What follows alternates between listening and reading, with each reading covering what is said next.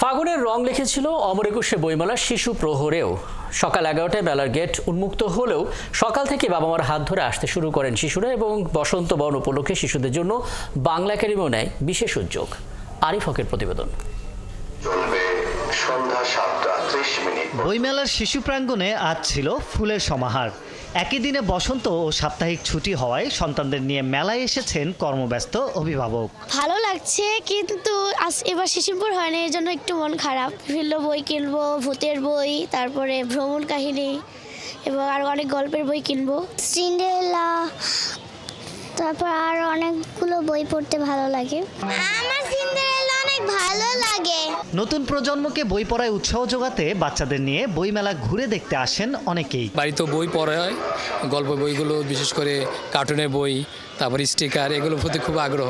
বই পড়লে যেরকম একটা কল্পনা শক্তি বা সৃজন শক্তি বাড়ে, সেটা আসলে অন্য কোনো মাধ্যমে সম্ভব হয় কিনা জানি না, তবে বইয়ের আসলে কোনো বিকল্প হয় না। এই জন্য শিশুদেরকে ছোট থেকেই বইয়ের সাথে পরিচয় করিয়ে দেওয়াটা খুব গুরুত্বপূর্ণ বলে মনে করছি। গেল বছরের তুলনায় এবার বই বিক্রির হার অনেক বেশি বলে জানালেন বিক্রেতারা।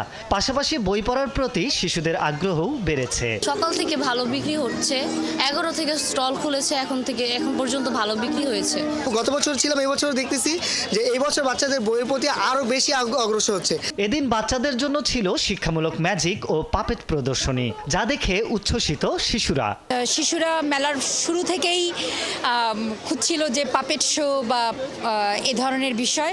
তো আজ আমাদের সেজন্য চিন্তা করলাম যে শুধু পাপেট শো কেন হবে, তার সাথে আরও অনেক কিছুই আসতে পারে।